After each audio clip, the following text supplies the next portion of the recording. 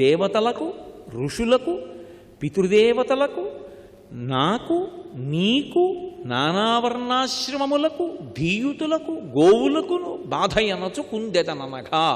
నాకు, నీకు అంటే నాకు అంటే భూమికి. భూదేవతకి చాలా బాధ కలుగుతుంది. భూదేవతకి బాధ ఎందుకు కలుగుతుంది అంటే భూమికి బాధ కలగడానికి కారణం భగవంతుడు చెప్పినట్టుగా బ్రతకనటువంటి వాళ్ళు ఎక్కువైపోవడం చూసి భూమి బాధపడుతుంది. ఆ కృతజ్ఞత చూసి భూమి తట్టుకోలేదు. నీకు అంటే ధర్మానికి, ధర్మాన్ని పట్టుకునేవాడు ఉండడు, ధర్మాన్ని ఆచరించేవాడు ఉండడు, ధర్మస్వరూపాన్ని గౌరవించేవాళ్ళు తగ్గిపోతారు. అందుకని బాధపడుతున్నానయ్యా. నీ నీకు 3 కాళ్ళు లేక ఒక కాలుతో ఉన్నావని, నీ దగ్గర ఇప్పుడు ధర్మమునకు ఉండవలసిన 4 పాదములు లేకుండా పోయాయని నేను బాధపడుతున్నాను. కాబట్టి కలియుగం ప్రవేశిస్తే ఇంత దారుణంగా ఉంటుందని నా బాధ. ఇంకా రాబో కాలం ఎలా ఉంటుందో, ఎంత భయంకరమైనటువంటి పాపకర్మలు లోకంలో జరుగుతాయో అందుకు ఏడుస్తున్నానయ్యా అంది. ఈలోగా కలిపురుషుడు ఎక్కడి నుంచో రాని వచ్చాడు. చూస్తున్నాడు. పరీక్షిత్ మహారాజు గారు ప్రవేశించాడు. భూమి, ధర్మము, కలిపురుషుడి గురించి కలియుగం వస్తే ఎలా ఉంటుందో దాని గురించి చెప్పుకుంటున్నటువంటి మాటలు వింటున్నాడు పరీక్షిత్. వచ్చాడు ఎక్కడి నుంచో. కైలాసాచల సన్నిభంబకు మహాగంభీర గోరాజమున్ కాలక్రోధుడు దండహస్తుడు నృపాకారుండు జంఘాలుండొక్కడు శూద్రుడు ఆసురగతిన్ కారుణ్య నిర్ముక్తుడై నేలంకూలగ తన్యబంతి చెలగా నిర్ఘాత పాదాహతిన్. కైలాసాచల సన్నిభంబగు మహాగంభీర గౌరాజమున్. కైలాస పర్వతం ఎలా ఉంటుందో అలా మెరిసిపోతున్నటువంటి తెల్లటి ఆ ధర్మస్వరూపమైనటువంటి వృషభాన్ని ఎక్కడి నుంచో వచ్చాడు కలిపురుషుడు. నిజానికి ఆయన రాజు కాడు, కానీ రాజలాంఛనములన్నీ ధరించాడు. తానే రాజైనట్టుగా నిలబడ్డాడు. అక్కడ నిలబడి పెద్ద పెద్ద పిక్కలు కలిగినటువంటి వాడు, కాలక్రోధుడు, విపరీతమైనటువంటి కోపస్వభావం ఉన్నవాడు, దండహస్తుడు, చేతిలో కర్ర పట్టుకున్నవాడు ఎగిరి ఒక్క తన్ను తన్నాడు ఆ ఎద్దుని. ఆ ఎద్దు కింద పడిపోయి మలమూత్రములు విసర్జించి అంబా నరిచింది. దాన్ని తన్నాడు. అది కింద పడిపోయింది నిస్పృహతో. ఆ ఆవు ఏడుస్తూ దగ్గరికి వస్తోంది. ఎగిరి ఆవుని కూడా తన్నాడు. మలమూత్రములు విసర్జించి ఆవు కూడా కింద పడిపోయింది. చూశాడు పరీక్షిత్ మహారాజు. గబగబా దగ్గరికి వచ్చాడు. ఆ కలిపురుషుణ్ణి పట్టుకున్నాడు. పట్టుకుని ప్రశ్న వేశాడు. ఏమయ్యా, వాచవి అయిన గడ్డి తిని వాహినిలందు జలంబు త్రాగగా నీ చరణంబులెవ్వడిటి నిర్దలితంబుగా చేసే వాడు తా ఖేచరుడైన వాని మణికీలిత భూషణయుక్త బాహులం వేచని త్రుంచి వైచు వినువీధికి నేగిన నెలడాగినన్ అన్నాడు. ఆ ఆవుని ఎద్దుని చూసి, మీరేమిటి చేసింది అపకారం లోకానికి? వాచవి అయిన గడ్డి తిని, ఎవ్వడికి అక్కర్లేని గడ్డి మీరు తింటున్నారు. గడ్డి తిన్నటువంటి ఎద్దు నాగలికి కట్టి దున్నితే ఏరువాక పౌర్ణమి అని ఎద్దుకి పూజ చేస్తారు. ఎద్దుకి పూజ చేసి అలాగే శ్రావణ మాసంలో మళ్ళీ చిట్ట చివరి రోజు దగ్గరికి వచ్చేటప్పటికి వృషభ పూజ, మళ్ళీ పోలామావాస్య, పోలాలమావాస్య కాదు, కందమొక్క పూజ ఆ రోజు కాదు, పోలామావాస్య అంటే వృషభ పూజ. వృషభ పూజ చేస్తారు. ఎందుకని? వృషభం యొక్క కంఠం మీద, మెడ మీద నాగలి పెట్టి దున్నుతున్నప్పుడు దాని యొక్క డెక్కలలోంచి అమృత బిందువు పడుతుంది అని. ఆ పంట తిన్నటువంటి వాళ్ళకి నేత్ర సంబంధమైన వ్యాధులుండవు అని వేదం. కాబట్టి వృషభము అనుగ్రహిస్తోంది గడ్డి తిని. ఆవు గడ్డి తిని పాలిస్తోంది. బిడ్డలు, తల్లి లేనటువంటి బిడ్డలు పాలు తాగుతున్నారు, తల్లి పాలు లేని పిల్లలు పాలు తాగుతున్నారు. అన్నిటినీ మించి పరమ రోగగ్రస్తమైన శరీరం ఉన్నవాళ్ళు పాలు తాగుతున్నారు. భగవదారాధనలో ఉన్నటువంటి వాళ్ళు పాలు తాగుతున్నారు. లోకంలో జంతువుల నుండి వచ్చేటటువంటి పాలు రజోగుణ తమోగుణాలని పెంచుతాయి. ఆవు నుంచి వచ్చేటటువంటి పాలు సత్వగుణాన్ని పెంచుతాయి. అందుకే సన్యాసాశ్రమంలో ఉన్న వాళ్ళు కూడా ఆవు పాలు తాగుతారు. ఇంత గొప్పదైనటువంటి ఆవు, సాక్షాత్ పరదేవతాస్వరూపమైనటువంటి ఆవు గడ్డి తిని ఎవరికీ పనికి రాకుండా ప్రవహిస్తున్నటువంటి మురుగుడు కాలవలలోని నీళ్లు తాగుతోంది. ఇక్కడ బ్రతకడానికి, ఆ పాలు పట్టుకెళ్ళి అభిషేకం చేస్తే ఊర్ధ్వలోకాలు పొందడానికి, పాపము నశించడానికి కావలసినటువంటి విభూతిని మనకు అనుగ్రహిస్తున్నటువంటి ఆవుని, ఎద్దుని తన్నినవాడెవరు? వాసవి అయిన గడ్డితిని వాహినులందు జలంబు త్రాగగా నీ చరణంబులెవ్వడి నిర్దలితంబుగ చేసే వాడు తా ఖేచరుడైన వాని మణికీళిత భూషణయుక్త బాహులన్ వేచని త్రుంచివయితు. ఎవడు ఇలా కొట్టాడో మిమ్మల్ని, ఎవడు ఇలా పడగొట్టాడో వాడు మణులతో కూడినటువంటి పెద్ద పెద్ద భుజకీర్తులను పెట్టుకుని ప్రకాశిస్తున్నటువంటి ఆకాశంలో తిరగగలిగినటువంటి శక్తి కలిగినటువంటి దేవత అయినప్పటికీ కూడా వాడి భుజములు నరికేస్తాను. వాని మణికీళిత భూషణయుక్త బాహులన్ వేచని త్రుంచివయితు వినివీధికి నేగిన నేలదాగినన్. వాడు ఆకాశంలోకి పారిపోని, భూమిలో దూరిపోని విడిచిపెట్టను. వీడేనా అమ్మా ఈ అపకారం చేసినవాడు? ఎందుకు చేశావురా? నీ ఇంటికి వచ్చిందా? నిన్ను నీళ్ళు అడిగిందా? అన్నం పెట్టావా? నిన్ను పొడిచిందా? దేనికి దాన్ని తన్నావు? ఇప్పుడే నిన్ను సంహరిస్తున్నాను. చెయ్యకూడనటువంటి పని చేశావు అంటే మరి ధర్మం ఎందుకు చంపేయాలి దానికి? అంటే అది పరీక్షిన్ మహారాజు గారి యొక్క గొప్పతనం. ఎందుకు వీడిని చంపేస్తానంటున్నానో తెలుసా అమ్మా? లోకంలో ధర్మం ఒకటి ఉన్నది. ఏమిటి ఆ ధర్మం అంటే, సాధువులైనటువంటి జంతువులు కొన్ని ఉంటాయి, మీద పడిచేవి, కరిచేవి, ఇలాంటివి కావు. సాధువులకు జంతువులు అవి కట్టేస్తే కట్టుకొయ్యన పడి ఉంటాయి, వదిలేస్తే ఎవ్వరికీ అక్కర్లేనివి తింటాయి, గడ్డి మొదలైనవి. ఇహము పరము కూడా ఇవ్వగలిగినవి. వాటికి నమస్కారం చేస్తే చాలు, పరదేవతకు అందుతుంది. అటువంటి ప్రాణులమ్మ, అటువంటి సాధువులకు జంతువులను భంజించడి కలుల, వాటిని ఇబ్బంది పెట్టేటటువంటి కలులుంటారే పాపాత్ములు, వాళ్ళని శిక్ష వెయ్యనటువంటి రాజు అధముడు. అటువంటి అధముడైనటువంటి రాజుకి ఆయుర్దాయం తగ్గిపోతుంది, ఐశ్వర్యం తగ్గిపోతుంది. ఈ రెండిటితో పాటు ఊర్ధ్వలోకవాసం ఇవ్వరు. కాబట్టి ఆయు, శ్రీ, ధనము, స్వర్గము వీటిపోవు సిద్ధము తల్లి. అమ్మా, ఇది ఎవడు నిర్వహించడో అటువంటి రాజు ఆయుర్దాయాన్ని, ధనాన్ని, స్వర్గలోకాన్ని కూడా పోగొట్టుకుంటాడు.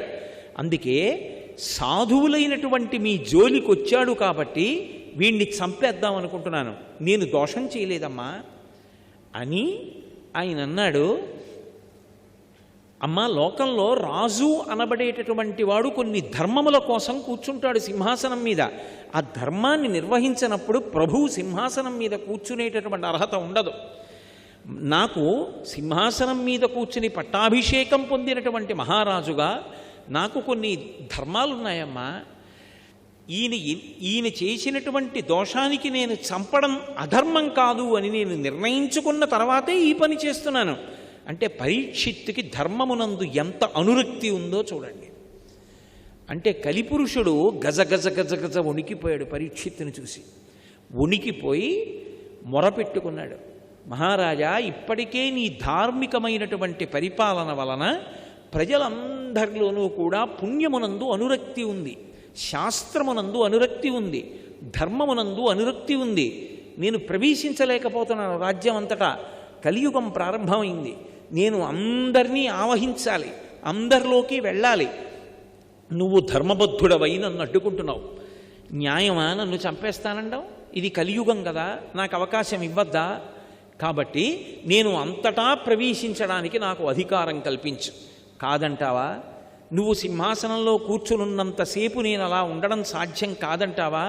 నాకు కొన్ని స్థానాలు అడుగుతానా, స్థానాలు ఇయ్యి, అక్కడ ఉంటాను. లేదా నువ్వు చెప్పుపోని కొన్ని స్థానాలు, ఆ స్థానాల్లో ఉంటాను. అంటే పరీక్షిత్ ఆలోచించి అన్నాడు, ఇది కూడా ధర్మమే, యుగం కలియుగం కాబట్టి ఇతన్ని సంహరించకూడదు. 4 స్థానాలు ఇస్తాను. ఈ 4 స్థానముల యందు నువ్వు యథేచ్ఛగా ఉండవచ్చు. అందులో మొట్టమొదటిది మద్యపానం. మద్యపానం ఎక్కడ చేస్తారో అక్కడ నువ్వు ఉండవచ్చు. ఎందుకంటే ఇక ఒంటి మీద తెలివి ఉండదు. ఎన్ని రకాల పాపాలు చేయడానికి సిద్ధపడిపోగలిగినంత ఉన్మత్తత దేని చేత కలుగుతుంది అంటే కలిపురుష ప్రభావం చేత కలుగుతుంది. అందుకని మధ్యమునందు ఉండు. రెండవది హింస యందు ఉండు. హింస అంటే వేటాడడం. వేటాడడం అంటే కేవలం ప్రాణుల్ని చంపడం అని మీరు అనుకోకూడదు. అదే పనిగా పెట్టుకుని ఎవరినో బాధపెట్టే ప్రయత్నాలు చేస్తూ ఉంటాడు. బాధ పెట్టే ప్రయత్నానికి హింస అంటారు. అందుకే వేట, హింస పర్యాయ పదాలుగా వాడారు. హింసాస్థానమునందు ఉండు. మూడవది ఎక్కడెక్కడ జూదమాడతారో ఆ జూదమునందు ఉండు. ఆ జూదమాడిన చోట ఇక ఒళ్ళు తెలియదు, ఎన్ని అబద్ధాలైనా పడతాయి అందులోంచి. ఎంత ఐశ్వర్యం పోతుండని పట్టించుకోరు. అందుకే మానాభిమానముల గురించి కూడా చూసుకోడు కాబట్టి జూదం ఆడుతున్న చోట ఉండు. 4వది, స్వేచ్ఛావిహరుడులైనటువంటి స్త్రీల యందుండు. అందరూ స్త్రీల గురించి మాట్లాడలేదు. ఎందుకంటే అసలు మహాపతివ్రతలైనటువంటి భక్తయందు ప్రేమ కలిగిన స్త్రీల వలననే నెలకి పడవలసిన 3 వానల్లో ఒక వాన. ఆడవాళ్ళందరినీ గాటగట్టి అవమానించి ఎందుకు మాట్లాడతారు? అలా మాట్లాడరు. స్వేచ్ఛావిహరిణులు అంటే తమ సౌందర్యము పురుషుడి కామాన్ని రెచ్చగొట్టడానికి తప్ప, అది కూడా అమ్ముకోవడానికి ఒక వస్తువు తప్ప వేరొకటి కాదు. ఈ మాట ఎవరు వాడారు అంటే మహానుభావుడు ఆ బృహదశ్యుడు వాడాడు ధర్మరాజు గారితో మాట్లాడుతూ. పరమేశ్వరుడిచ్చినటువంటి అందం కొంతమంది ఆడవాళ్ళకి ఎందుకు పనిచేస్తుంది అంటే, మగవాళ్ళందరినీ పాడు చేయడానికి అంగడిలో వస్తువుగా అందాన్ని పెట్టి తిరిగి ఆడవాళ్ళు వస్తారు, వాళ్ళ వల్ల సమాజం భ్రష్టు పట్టేస్తుందని చెప్పాడు. కాబట్టి స్వేచ్ఛావిహరుడులైనటువంటి స్త్రీలు ఎక్కడ ఉంటారో అక్కడ ఉండు, నీకు 4 స్థానాలు ఇచ్చానన్నాడు. కలిపురుషుడు అన్నాడు, కాదు నాకు 8 స్థానాలు వచ్చాయి అన్నాడు. ఎలా వచ్చాయి? 4గా ఇచ్చాను, 8 ఎందుకు వచ్చాయన్నాడు. ఆ స్థానం కాదు, నేను అందులోకి వెళ్ళి కూర్చోగానే అందులోంచి ఒక గుణం వస్తుంది, అప్పుడు అది కూడా నా స్థానమే అవుతుంది. ఎలా? జూదం ఆడడానికి కూర్చుంటాడు, జూదంలో కలిపురుషుడు ఉంటాడు, అసత్యమన్న గుణం ఒకటి వస్తుంది అందులోంచి. ఎన్ని అబద్ధాలన్నా ఆడతాడు పేకాట కోసం. కాబట్టి జూదము అసత్యము 2 స్థానములు నావే. అబద్ధం ఆడడం మొదలెట్టాడు, నాదే ఈ అబద్ధాలే జీవితం అవుతుంది. కాబట్టి జూదము నుండి అసత్యము కూడా నా స్థానమే. హింస, వేటాడడం, ఆ హింస నుండి పగ అనబడేటటువంటి లక్షణం. వీడు వాణ్ణంటాడు, వాడు వీణ్ణంటాడు, ఇద్దరు అనుకోవడం ఆపరు. ఇక ఎప్పటికాగుతాయి పగలు? దానికి పరిష్కారం ఉంటుందా? ఇక పరిష్కారం ఉండదు. అందుకే హింసయందు పగ, పగ నా స్థానం అవుతుంది. ఎంత దూరం అయినా వెళ్ళిపోతుంది అది. అందుకని 2వ స్థానం వచ్చింది హింసలోంచి. 3 మద్యపానం, దాని పక్కన అహంకారం. ఎంత మంచివాడో, 3 గుటకలు పుచ్చుకున్నాడో, ఏమిటో నోట్లోంచి ఎన్ని మాటలో, ఎక్కడలేని ధైర్యం. అసలు వాడెంతండి అంటాడంతే, మీరు ఎవరి పేరు చెప్పండి, బెబ్బే వాడెంతండి, నేనే అంటాడు. అహంకారం. కాబట్టి మద్యపానం ఒక స్థానం నువ్విచ్చావు, అహంకారం ఒక స్థానం వచ్చింది, నాది. 6 స్వేచ్ఛావిహరుణులైనటువంటి స్త్రీలు, వాళ్ళొక్కళ్లే కాదు, అలా వాళ్ళు కనపడినందుకు పాపం ఎవడి పని వాడు చేసుకుంటున్న వాళ్ళు కూడా వాళ్ళు అలా కనపడినందుకు కామం విశృంఖలత్వంతో పుట్టేస్తుంది. పుట్టేసి ఎంతోమంది సర్వనాశనం అయిపోతారు పురుషులు. కాబట్టి ధర్మబద్ధము కానటువంటి కామమునకు వేరొక స్థానం లభించింది నాకు స్వేచ్ఛావిహరుణులైన స్త్రీల వల్ల. కాబట్టి 8. మహారాజా నువ్వు 4 ఇచ్చావు, 4 తమంత తాము నాకు వచ్చాయి. 8 నేను అడగలేదు, నిన్ను నాకు కూడా అడగడానికి అవకాశమే. ఒక్క స్థానం నేను అడుగుతాను ఇమ్మన్నాడు. మహారాజన్నవాడికి ఓ ధర్మం ఉంటుంది, తనని ఆశ్రయించిన వాడు అడిగితే కాదు పొమ్మనలేడు. ఏం కావాలన్నాడు? బంగారమునందు స్థానం ఇమ్మన్నాడు. ఇప్పుడు అక్షయతృతీయ నాడు బంగారం కొనమని ఎవడు చెప్పాడు? అక్షయంగా పెరుగుతుంది కలి. అక్షయతృతీయ నాడు బంగారం కాదు కొనవలసింది, అక్షయతృతీయ నాడు ఇవ్వవలసింది జలభాండం. నీళ్లతో ఉన్న కుండ శుభ్రంగా 2 రోజుల ముందు కడిగి చల్లటి నీళ్లు పోసి ఎలా లవంగ కనసార సుగంధి తీర్థం దివ్యం వియచ్చరితే మఘటేషు పూర్ణం అన్నట్టుగా అందులో లవంగాలు అవి వేసి సువాసనాభరితమైన నీళ్లతో కూడినటువంటి జలభాండాన్ని దానం చేస్తే అక్షయమై ఏ ప్రాణిగా తానున్నా కూడా నీళ్లకి లోటు ఉండదు. దాహం వేసినప్పుడు నీళ్లు దొరుకుతాయి. ఆ నీళ్లు దొరకపోవడం పెద్ద బాధ. ఆ రోజు చేసుకున్న పుణ్యం అక్షయం అవ్వాలి. బంగారం అక్షయం అయింది, కలిపురుషుడు కూడా అక్షయం అవుతాడు. ఎందుకు వచ్చింది అది నీకు? ఎవడు చెప్పిన మాట? కాబట్టి బంగారము నాకు స్థానమి. పరీక్షిత్ నవ్వి అన్నాడు, ఇచ్చాను, తీసుకో అన్నాడు.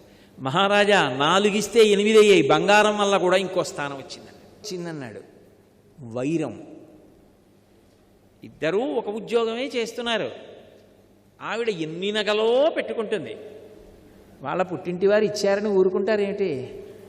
లోపలికొచ్చి ఎన్ని మాటలో ఎలా సంపాదించాడు అనుకుంటున్నారు? ఈశ్వరుడు చూడడు, అనుభవించే రోజు రాదు. ఎంత వైరమో! బంగారం ఒంటి నిండా పెట్టుకోవడమే శత్రుత్వానికి కారణం. ఆఖరికి ఆ బంగారం ఏం చేస్తుందంటే అకారణ శత్రుత్వం చేత ఏమైనా చేయించేస్తుంది. మెళ్ళో ఉన్న 2 గొలుసుల కోసం ప్రాణాలే తీసి లాక్కుపోతుండడం చూడటల్లా, ఆడదానికి ప్రాణం కన్నా గొప్పదైన మంగళసూత్రాలు కూడా ఏడుస్తున్నా లాగేస్తుండడం మనం చూడటల్లా. దేనికి ఆ వైరం? బంగారం ఉంది కాబట్టి వైరం.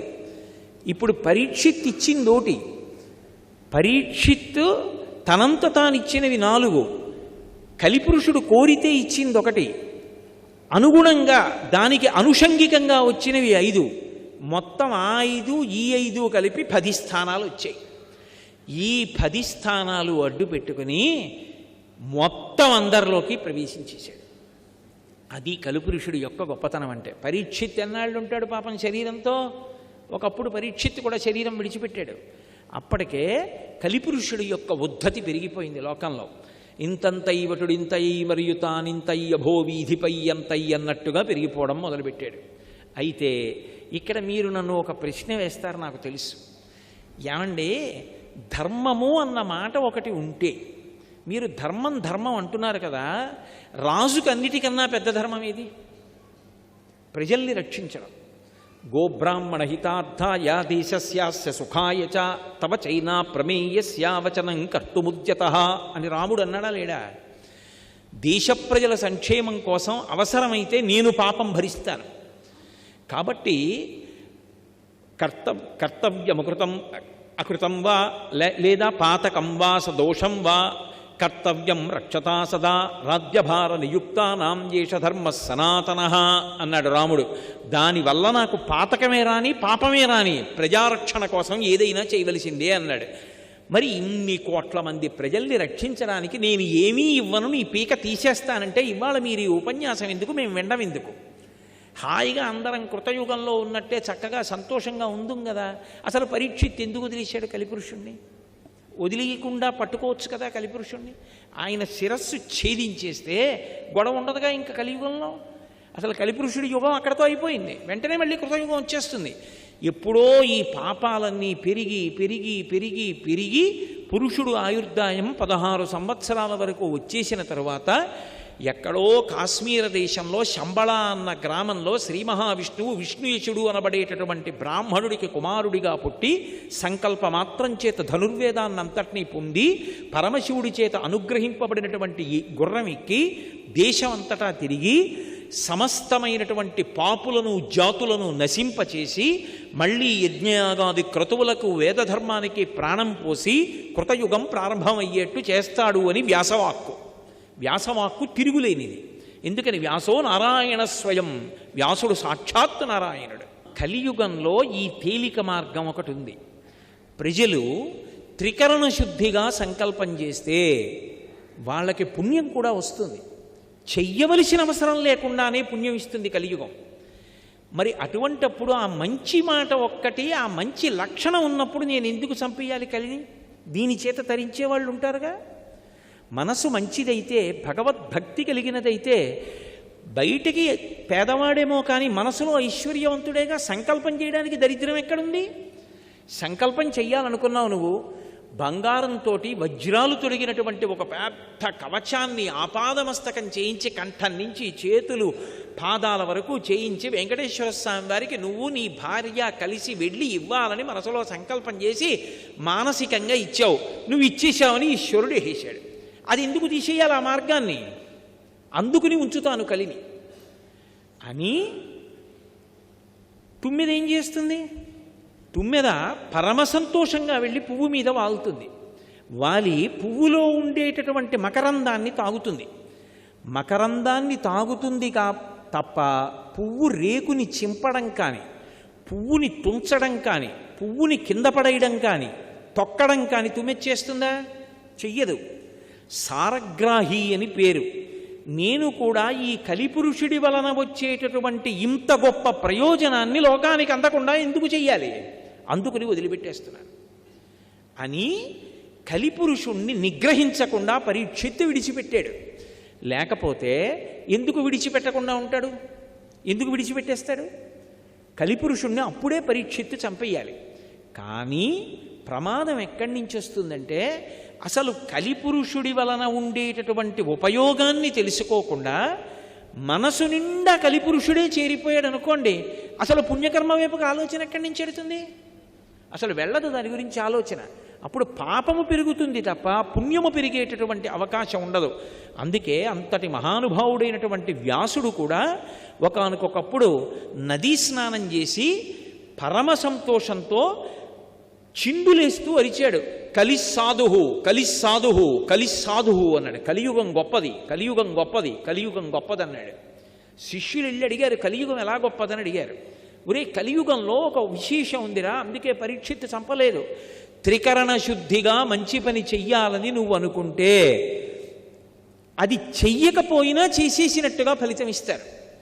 తప్పు పని చేసిన తరువాత ఫలితం ఇస్తుంది. కాబట్టి కలిపురుషుడి వలన బెంగ లేదు. కలిపురుషుడు ఉన్నతికి కారకుడు. కానీ కలిపురుష ప్రభావానికి అడ్డుకట్ట వేసే సాధన అన్నది కలగలేదనుకోండి, అది లోపల మర్రి చెట్టు పెరిగినట్టు పెరుగుతుంది. ఒకసారి మర్రి చెట్టు పెరిగిపోయిందా ఇక దాని కింద ఏ చెట్టు పెరగదు. అందుకే కలియుగ ప్రారంభమైన తర్వాత కొంతకాలం అయిన తర్వాత ఒకానొకప్పుడు నారద మహర్షి భూలోకానికి వచ్చారు. వచ్చి ఈ భూలోకం అంతటా తిరిగి తిన్నగా తండ్రి బ్రహ్మగారి దగ్గరికి వెళ్ళాడు. వెళ్ళి గుండెలు బాధేసుకున్నాడు. బాధేసుకుని, నాన్నగారు ఏమిటండి ఆ కలియుగంలో లోకం అలా ఉంది, అక్కడ చూస్తే నాకు భయం వేసింది నాన్నగారు అన్నాడు. ఏమైందిరా అని అడిగాడు తండ్రి.